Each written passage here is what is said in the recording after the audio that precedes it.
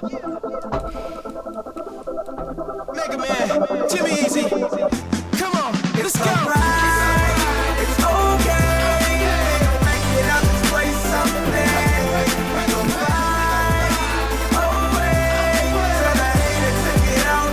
Welcome to Advocacy Help Desk, where advocacy comes to learn, laugh, and make advocacy fun. Here are your hosts, Brian Fratkin and Andy Polk. Hello, folks. Welcome back. When you hear that music, just get. I hope you get out of your seat. I literally can't listen to that music before my hill days because I will literally bust right through the police lines, get arrested because I'll be so hyped to get up there and tell my story and advocate. This is Advocacy Help Desk. We are a network of advocacy innovators and former policymakers and experts who have been applying our trade for many, many years. And the whole goal is to help spread best practices and help people get a little bit better at their advocacy game. As always, I want to thank our partners who help bring this to life. First is the Human Factor. Who runs the whole podcast? Runs it all. Has this beautiful studio. Blake, makes it happen. In studio. Blake, couldn't do it without him. Thank you very much, as always. They do podcasts for a number of associations, including my association, the Footwear Distributors and Retailers of America, FDRA, big acronym, big shoe. Big shoe. Big shoe. You know how it goes. And also with my co-host Brian Fratkin with Spark Influence, one of the leading software providers to the industry to help them organize their community and help them deliver their messages to Capitol Hill and state capitals across the country. And he always buries the lead. It's just brand new.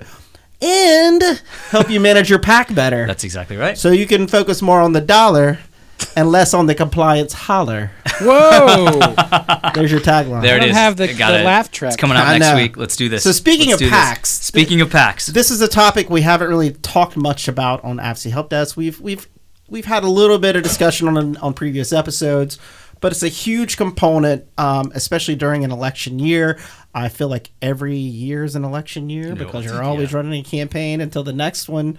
It feels like it never stops.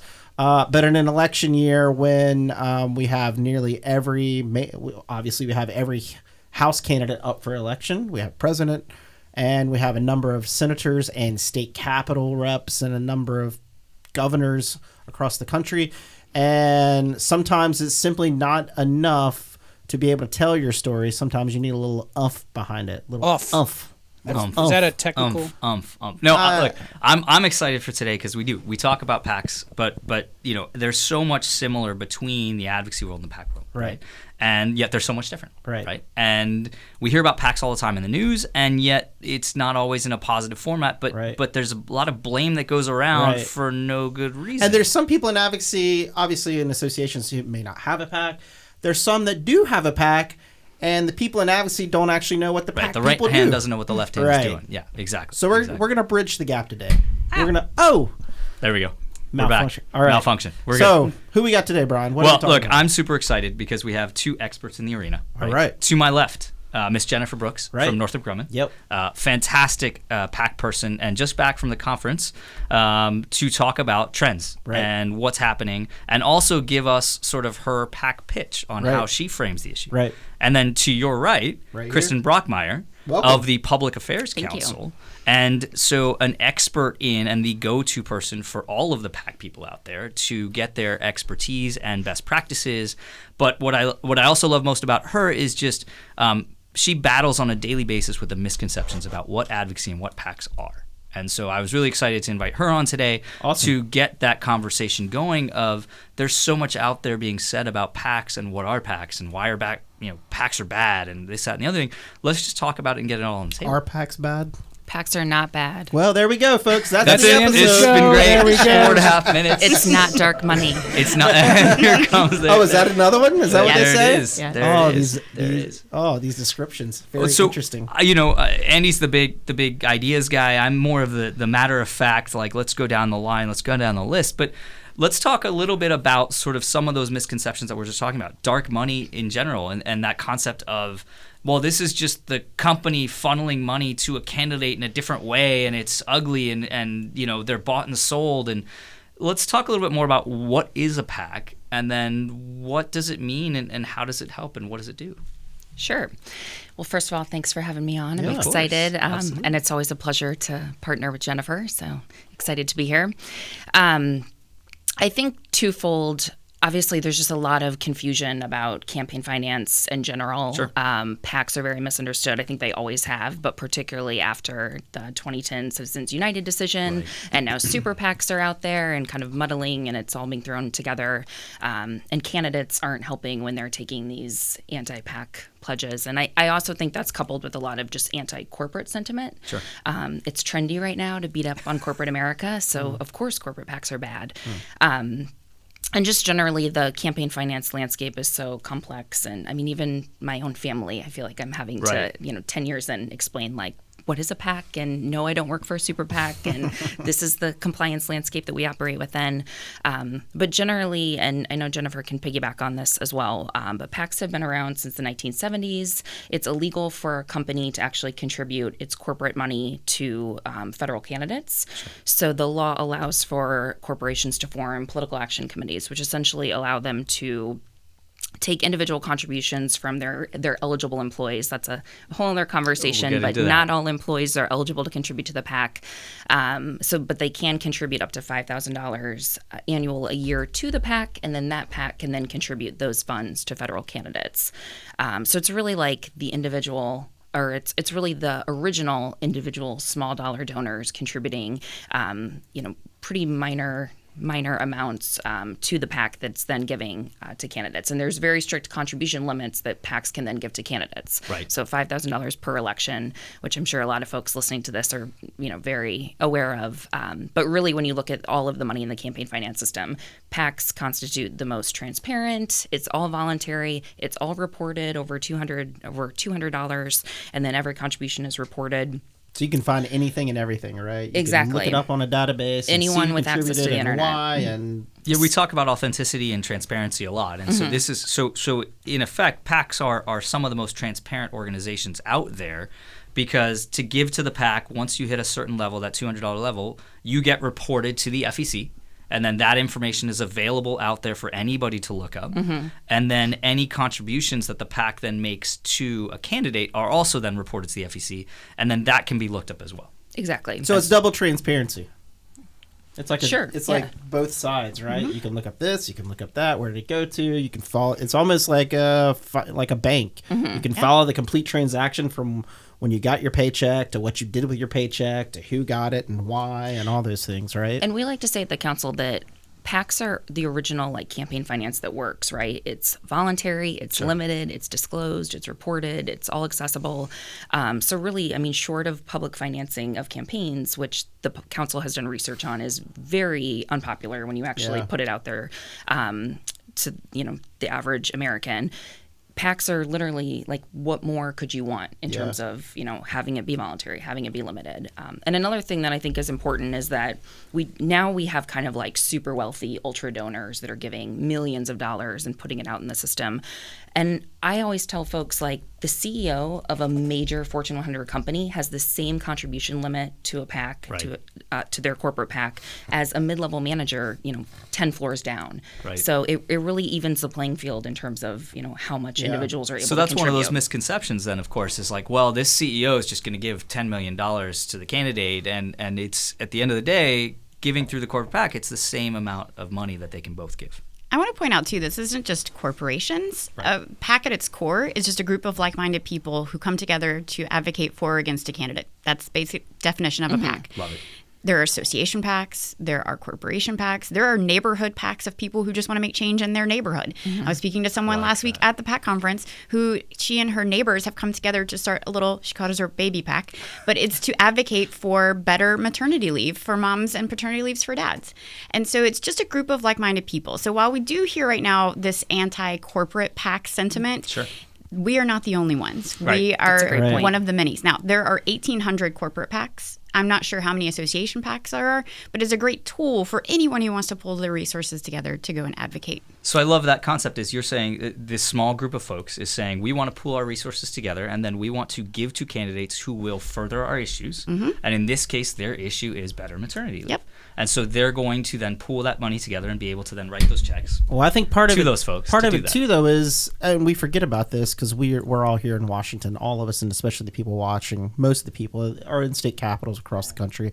We forget because we're so politically involved and we're so politically astute and aware that people out there are doing a daily job from 9 to 5, probably 9 to 6 or 7 at these days. They got kids, they got to go home, they have sick parents, they have a number of things around in their world, and it's not necessarily, they don't have time to keep up with every nook and cranny and idea that's happening in Washington, and the PACs allow them to amplify their voice and make sure that when I'm going to, it's almost like a charity. It's like, I want to spend my money where I know I'm going to get the greatest effect. And the PACs help have that intelligence hub of this person is good on the issue, this person's not good on the issue for your job and for your issues, right? I mean, that's really, it's an informed way of staying involved. Not that people won't go beyond and get more active and do fly-ins and all that, but at the end of the day, it's difficult for all of us to stay up, right? So a PAC gives us that ability to say, if I'm actually going to contribute to an issue or a cause, it's transparent, it's trustworthy, and they're gonna take care of the issues that I actually really care about, right? Yep. Yeah. I think that's a great point too, because when I worked in a past job with orthopedic surgeons, doctors are very politically engaged, and they would ask often, well, what's the difference between me just giving my individual, money to a candidate I support? And we would say, when you're contributing to a candidate, they may see, Dr. John Smith, and they appreciate that and they appreciate your support, but there's a million reasons that maybe Dr. Smith decided to contribute to them. Right. When they see the orthopedic PAC make a contribution, there's all of the things that the orthopedic PAC stands for and is advocating for, and there's it's a brand. It stands for those 18,000 surgeons across the country that the orthopedic surgeons represent. So it's that we were talking about exactly. earlier. There you Power go. in the punch. So Jennifer, I know that you run one of these PACs. So I do. You gave us a great pitch earlier about how you talk to your folks about participating and why they need to participate and sort of the reason to etc. Right? Yeah. I would love to hear that sort of pitch, and then two, just Yeah, talk pitch about Brian. He wants to give his money Love away. it. He's got a lot in his pocket. He's just burning a hole. You should see it. No, it's but here's sort of how you talk about it within the organization and outside of the organization, so that people get a better understanding of the work that you do and then the importance of it. So I always tell my PAC employees, or my employees in general, that the corporate PAC is not the enemy, that we are representing our business in Washington. We are representing our industry. But there's a line that I know you're going to roll your eyes whenever I say it, but I say it all the time anyways, and this actually works with my employees. If you're not at the table, you're on the menu. Right. I know you've heard that. I know you're rolling your eyes. I see it. I just got real hungry. I hate it, but it's the truth. And I tell our employees that to say, if we are not out there advocating on behalf of our company, then our employees are at a disadvantage because our competitors are going to be telling our story for us. Right. And I don't want that. I don't want the defense industry competitors telling Northrop Grumman's story. I want Northrop Grumman telling our story. Sure. And so for us, that is a really big incentive for our employees to think, oh my goodness, I need to be a part of this because you're right. I don't want my competitor taking my job. I don't want my competitor killing the program that keeps me coming to work every day. Sure. So for us, it's about advocating on behalf of our business, our company, our programs. It's huge. I also use a lot of the language right now that people really have this anti-Washington sense. You mentioned this too, and I'm fascinated by it. So you've started to take some of the imagery that used to be just honed in on the Capitol and this. Oh, you should have seen our PAC website. It was beautiful. It had this beautiful Capitol dome on it, and everything was red, white, and blue. And being a defense contractor, we were very patriotic, Of course, obviously. We took all of that out. Really? We took all of it out. This is a trend that I've noticed in the past few years, and I'm sure Kristin's seen it as well, where people are taking Washington out of their messaging, taking it out of their logo. We changed ours to a navy blue with a gold star in the middle of it, and we did that because, again, this red, white, and blue wasn't resonating with people. Gotcha. So our website now shows our products that we make. It shows our employees. It has little testimonials. It does not show any pictures of any legislators. It doesn't have the Capitol dome. It doesn't have anything Washington related. I don't even know that we even mention Washington very much in it at all. We're around. That being said, there's also a trend right now in transparency, especially with the younger generation. I'll do the bad thing and say millennials, but the younger generation wants to know not just who we're giving to, but why are we giving to them? Sure. It's not enough to say, well, because the senior VP of Government Relations told us. That's not going to That's fly. not gonna fly. We have to explain why. So we use a criteria of giving that helps us to kind of lay out our footwork, which it's not anything secret. It's probably the same at every corporation. You know, Sure. where do we have a footprint? You know, do they represent our employees? What are key committees? Are they leadership? That sort of thing. And we kind of have that as our legs to stand on. So we use that so that when someone questions, why did you give to Senator so-and-so? We can say, well, they met 2 of our criteria of giving. This is why. Because that transparency right now is key. Yeah. People really want to see behind the curtain. It used to be that Washington was this, you know, the thing that people just didn't understand. Now people are like, I want to get it and I need to know. So if you're taking my money, where are you using it? How are you using it? Why are you using it this way? So that transparency is even greater than it was, you know, 15 years ago, because this generation really demands it. How many bullet points do you have on that? Because I love that idea, right? We talk about transparency, authenticity all the time of just being yourself, and it's why the Shoe-In Show what nice is plug. successful, because they are who they are. So I love the concept of saying, look, we give to these candidates because of X, Y, and Z, and you have the list. How do you mind sharing just a little bit about the list? How long is that list of bullet points, and how many do the candidate need to hit on before you say, you know what, they're in our corner? Sure. So we have a criteria of giving that are 5 things. 5 things. And it's very clearly posted on our PAC website, so Love all it. of our employees can see it. We talk about it in our PAC pitches. We go over it with them so that, again, they're fully aware. We put on our website a map of the United States. Click on that map and it shows every candidate from that state at the federal and state and local level that we supported and how much we gave them. Fantastic. Again, we're trying to be transparent. So while it is on the FEC's website, we took that a step beyond because our employees asked for it. Yeah. They want to know. And so we have a large PAC. I'll just be the first to say. We do a really good job of fundraising. We have a large PAC, so we support a lot of candidates. But by breaking it down by state, it makes it more personal, which I think also is another trend that I'm seeing right now in PACs. The more personal that we can make the PAC ask, the Right. better the results are going to be. So if you're growing your PAC, I encourage you to think old school. Think, how personal can we make this? I'm really old school in that I use mail merge all the time. Dear Jennifer, comma. Right, of course. And that email gets read because right. it looks like it came from me, even though it was a mail merge and it went to 15,000 people. I think it works though. People Yeah. want to feel that personal connection, and so those old school personal touches are what's working. Kristin, are you seeing the trend for this? Because the things you've laid out are fantastic, Jennifer. I love them. But it's not something that I've necessarily seen across the board yet. And so you guys are clearly on the forefront of making that. I love it.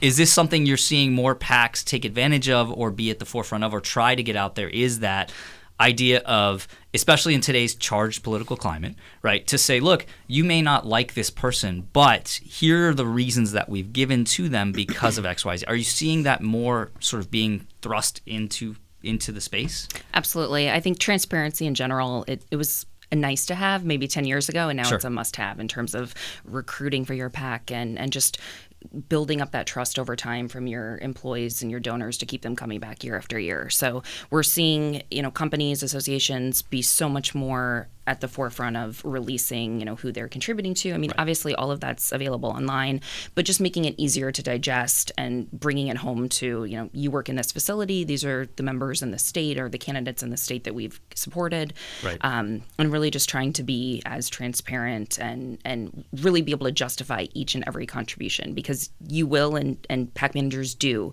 get so many questions about, you gave to this person, you gave to that person. I mean, you're not a PAC manager when you haven't responded to the voicemail of someone yelling at you, or email of someone that's very unhappy, or just wants to know more information. So it's key that you're sharing and you're being very transparent. And I actually think that that's the positive side of all of the misconceptions and kind of the anti-PAC, anti-corporate rhetoric, is that it has forced PAC professionals to be more transparent, to be more creative in terms of getting their messaging out, and really just dig deeper in terms of the PAC education that we're doing. And I think that's ultimately been a positive overall. So we talked PAC education, and you mentioned earlier sort of the advocacy person not necessarily knowing the PAC person, or just the PAC person not necessarily being able to say what they need to say.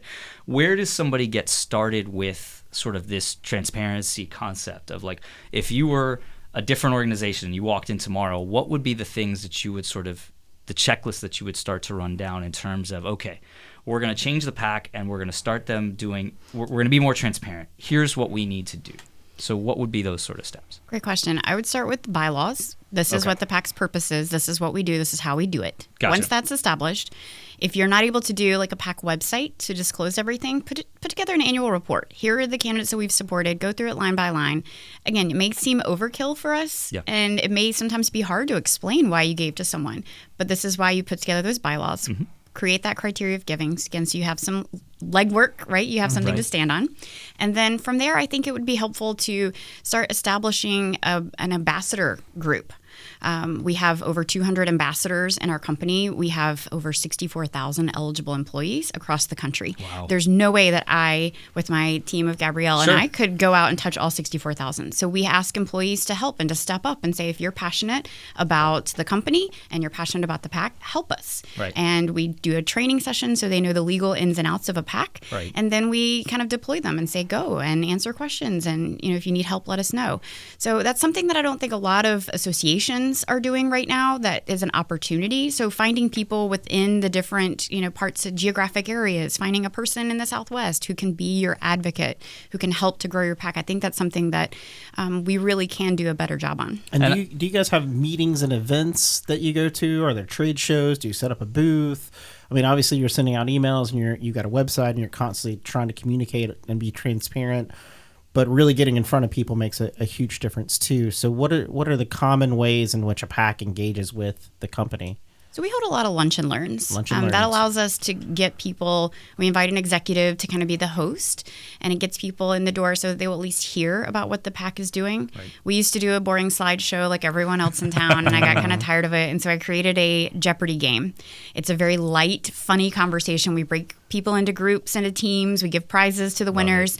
But the content of the Jeopardy game is all PAC information. Sure. And every category is, a different one about the PAC. So it's a great lively way to kind of introduce the PAC again in that anti-Washington mindset. Let's have a fun game and let's eat some lunch and have prizes. That really has been our secret sauce in growing our PAC, just making that personal connection, going to the sites, using those ambassadors to talk to them. We don't do a lot of like trade showish type stuff because as a corporation we just don't. Now if there are management type meetings, we will go and we will speak, but we usually don't have like a booth or anything. That's a little bit different from an association, which I know, Kristin, you've had more experience with that.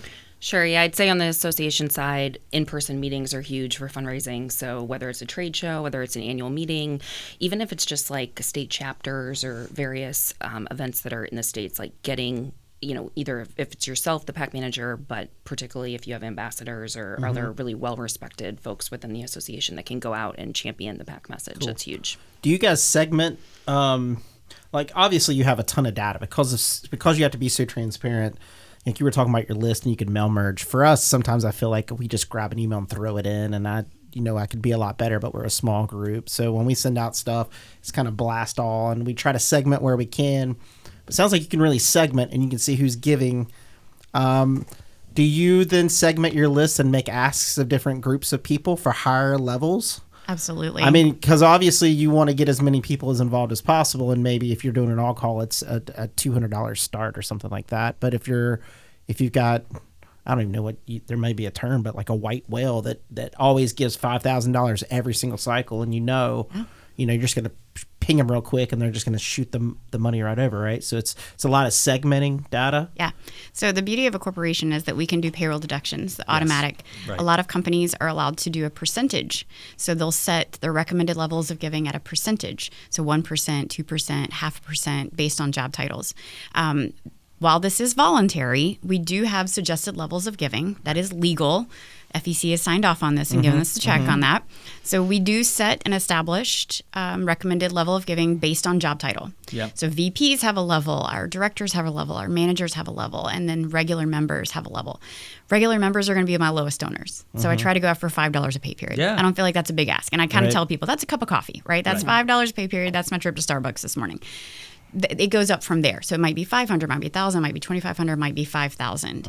And we do different benefits for those levels of giving. Gotcha. And our company's not a big tchotchke fan. We do have lanyards and lapel pins that we give out, which is just a culture that goes well within our company. Right. But we're not huge on the tchotchkes. So we do different levels. We'll get in-person events with leadership, or they might get, I know associations do a lot of different benefits for their PAC members, but they might get an opportunity to have lunch with the CEO or something along those lines. So again, while this is all voluntary, there are those recommended levels of giving by job title for us that really work. Can you do sports tickets?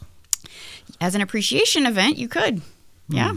Just you're thinking through things. Well, I might start my own PAC, give it to myself, and then take myself out. Here we go. I don't know if that's legal. The 1/3 rule that we should talk about. Oh, what? There's some rules here. I want to touch on quickly because you mentioned ambassadors, and I think that's something that we've seen the transition from, and I know you have too, Kristin. In terms of 10 years ago, a PAC website that we might throw together would have a big letter from the CEO. Why do you need to give? And as you said, those are now gone. Right? Or should be gone. And it's the same thing with like the 10-page PDF about the PAC, right? Yeah. It's now more of, okay, I give to the PAC because I'm in R&D and I love my job. I love the work that I do, and I'm able to do it because I work here and because we have the support of Congresswoman X, right? Are you seeing that as a big trend in terms of peer-to-peer efforts, and is that sort of the future to, I don't want to say unlocking more PAC dollars, but just unlocking greater understanding of the PAC? Sure, I think so. I mean, one of the challenges and also what makes the PAC world so unique is that so much depends on your internal culture, whether it's, your corporate culture, your association culture. Sure. But certainly finding the right people to deliver the message and make the ask is so important. And some of the benchmarking data that the council has done shows that it's not always what you would think would be the most obvious people. It's not always the CEO. It's not always senior leaders. I mean, they certainly play a big role, but sometimes just someone that sits across the hall from you that has a lot of respect within, a specific department or at a certain level can actually be more influential and more impactful when they talk about the PAC to their colleagues. So one of the things that we really preach is like trying to diversify the messengers that you have, the ambassadors that you have, so that it's not just coming from the top down, but that it's also kind of filtering up from the bottom and from middle levels of management as well. So we talked about setting up those bylaws and setting up sort of the transparency side.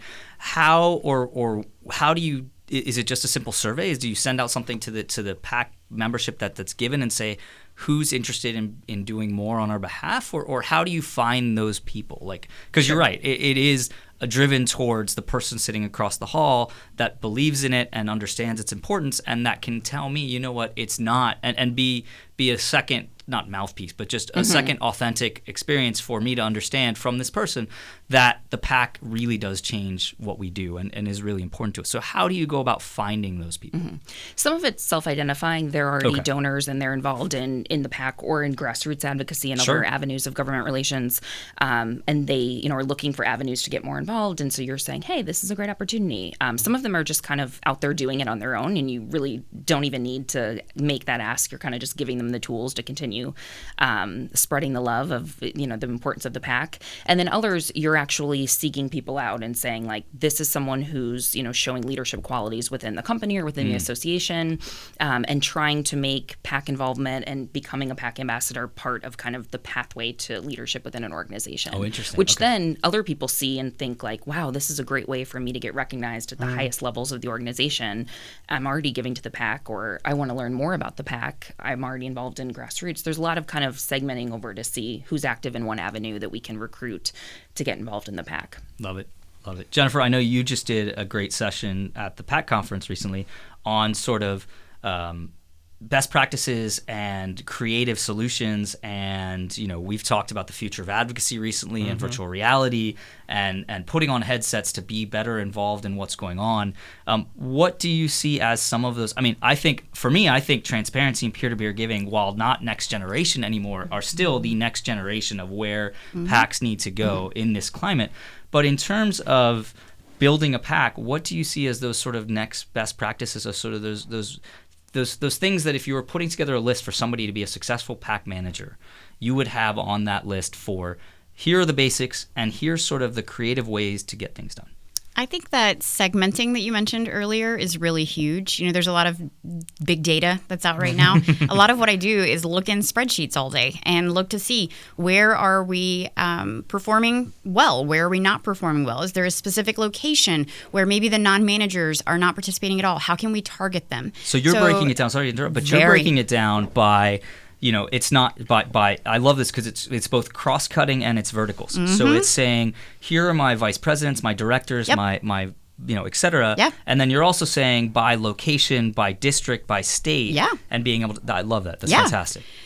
It's a different ask, too. What's going to work for my vice presidents is not going to work for my non-managers. So as Kristin mentioned, that who's the messenger is really important. My PAC campaign that's going on right now over email shows our employees wearing our PAC lanyard, which again I told you is part of our culture. But that's huge because everybody has their and it's visible. name You tag. walk around. You have to scan in and out. Right. Mm-hmm. So that's great. So it shows them, and the lanyard actually has our PAC logo and says "I back the PAC." Nice. And so our whole campaign right now is headlined "I back the PAC." It shows pictures of our employees and then why they are a part of the PAC. And these are employees just like you and me. I think that's part of the trend right now. People, especially my lower level folks, don't want to see the CEO. They don't want to see the vice presidents. They feel like they're preachy, or maybe they're the man and they do all the cuts. They hurt them. They also don't see them. Right. They never somewhere see. They don't far know away. them. Yes, right. They that's live true. up in the 14th floor on Falls Church, Virginia. So for us, it's a little bit different in that we want to be the messenger that looks like you, that thinks like you, that has a job title like you. So I might be looking for an engineer in California that can do a photo of why they back the PAC and tell their story that resonates with other engineers in California. Right. I might want a manager in Florida who, again, has different ways of thinking and they have a different reason why they're a PAC member. So I think that messaging is super important and is a little different from what others might be doing right now because you're kind of in that same boat, Andy, where you just send out a message and hope it works. Yeah. We're able, because we have full-time staff that do this, we're able to really target that, micro-target it, and use these messages to target the people that we want to join and give them a reason why this is important. I think we've talked about the transparency. That's a huge trend. This anti-Washington trend is not going away. So anytime that you have the opportunity to change your messaging, even you've probably heard me say this today, but advocating on behalf of our business. Yeah. It used to be, let's go to Washington. Let's take our voice to Capitol Hill. Sure, that was when I started. Make your voice heard. Absolutely. Make your voice heard always. on Capitol Hill. Go to Washington. Go to the state capitol. Seat at the table. That's not the message that's resonating right now with our employees. What's resonating is we are advocating on behalf of our business. We are advocating on behalf of our company. We are making sure that our message is told. Yes. Those are the key kind of phrases that seem to be working right now and getting people to understand this is not just about me. Right. And we talked about that earlier. I wouldn't write a check to some of the candidates that we give to personally. That's just not my thing. What's that? I'm not telling you. But I look and I see this is good for our company. And so I know when my PAC dollars are going to that candidate, it's not about Jennifer Brooks. It's about our company. It sounds like you're selling Congress as another client. Kind of. Yeah. You're basically saying this is for our business. And when you talk about Congress, you're talking in the same terms of trying to get a company to come on board and work with you and buy your products and stuff like that, right? I mean, right. And that maybe that's how we should all be talking about it as well. Well, I love the conversation too. You talk about it at the company level. For me, I know disclosure, I used to work for Northrop Grumman way back in the day. No. Oh no, transparency. That's right. But for me, it was the job that I was able to do because I worked there. So it wasn't necessarily even just on behalf of the company, but for me it was I got to do some very cool things because Northrop Grumman had the contract for it. Yeah. And so if I wanted to continue to do those very cool things and be able to do that research and the other things that I was doing, that is why I would give it to the PAC. Now, I was 22 and just out of college, so I couldn't give it to the PAC yet. Right. But I would have given to the PAC because I loved that job. And I think that what I love that what you're saying, Jennifer, is that it's all very approachable what you're talking about. And what you just hit on, though, is also another key trend. It's the culture. Yeah. That is the culture at our company. Yeah. We are very mission driven. Yeah. But that might not work at my old job at the railroad. They might not see the mission as the most important. For them, it might be a different message. So I think culture is extremely important. I know that lanyards work for my culture. That's why we give them out. It's probably not going to work at Nike. Nike might be giving out shoelaces. That might be their culture, right? Cool. So finding what is important for your culture is key. And every association, the shoe industry, you have a cool culture, rock with it, right? Yeah. Find what's going to work, use it to your advantage. I think coming into a new PAC position, you really can't be successful until you understand the association, the company culture, like inside and out. And you really have to master that before you can then have the credibility to be going out and, telling Brian why he should be contributing to the PAC. Right. Well, I love what I love is what Jennifer was just saying is that that's sort of the 101 concept is we have these steps that if I'm coming in as a new PAC manager, whether the job's been established and the PAC's been established before or not, these are the things that I want to make sure I have in place, which is a mission statement, a transparency statement, and a mission culture and understanding of that I can then go across those sort of 3 pillars and be able to work with to get the most out of understanding where we are and where we can go. Absolutely. I think the next question then for you, Kristin, is what are those 201 strategies, right? So I'm the PAC manager. I've been there. I've put these pieces in place. We're seeing success. We're doing that segmenting. But what are some of the other things that we're seeing? Are we seeing some of these new ideas with virtual reality, augmented reality, voice, right? Podcasts in the PAC space. What are those things that are the next steps in the PAC world? Sure. I think a lot of it is communication strategies. There's always a segment of people, and this goes back to the importance of really diving into your data as a PAC professional and understanding, okay, we've got our low-hanging fruit. We've got the people that, are contributing year after year. How do we reach the next group of people who maybe aren't as aware of what we're doing, especially younger professionals? I think one of the biggest trends in how things have changed over the last decade and where we're going is that you can't just rely on one strategy. So really going up to the 201 level, you have to focus on, rather than just sending out one mass mailing a few times a year or doing everything by email, what are the different ways that people are consuming information? What's the best way to make the ask to them? Maybe for some segments of population, it's getting into their meeting or releasing your PAC ambassadors, and maybe for others it's recording a podcast and sharing that, or email or telefundraising. I mean, for so many organizations, there's still some of those tried and true methods that are working, but you just can't rely on that one thing. So differentiation and sort of just the segmenting you were talking about in terms of for VPs in this facility or in this area, I can see this. And if I don't have that breakdown, at least for VPs, I can see this message working. So it's sort of a use what you have kind of concept and then expand from there. Exactly. And I think the technology is coming.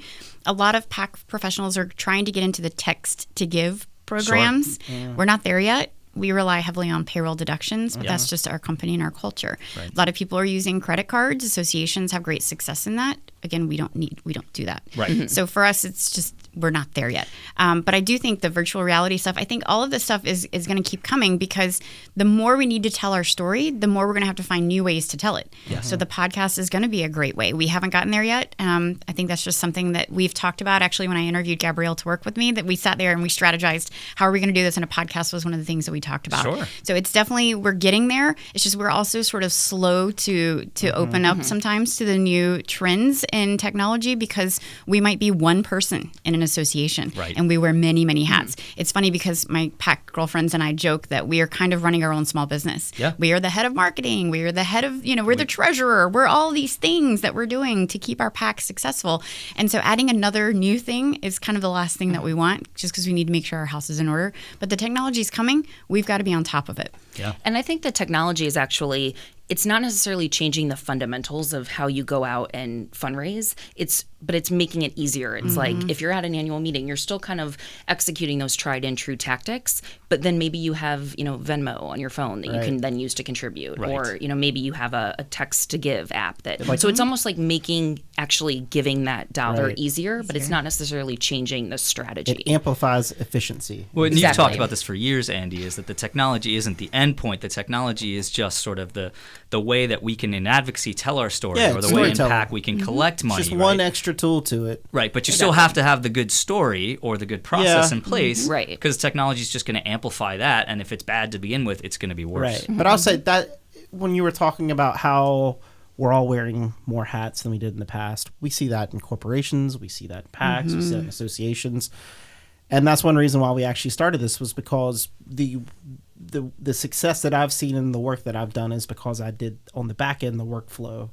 So we're able to do, people always say, how do you able to do so many things? It's like, because we think meticulously about how do I make this sustainable to where it's just plug and play. So I want to do this.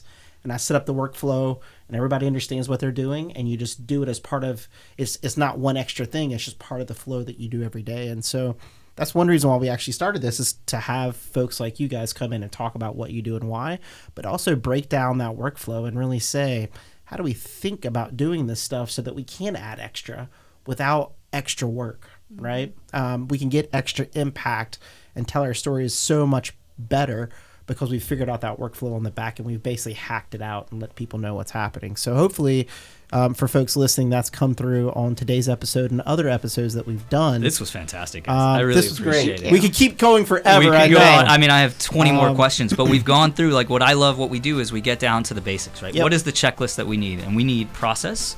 We need a mission statement. We need sort of transparency statement and being able to say those things, and then starting with the data that we have, right? So not going out there and buying new data yet. That could be a future concept. But starting with what we know of what we've got in front of us to be able to then say, okay, great, here's the messaging that we should be doing. Right.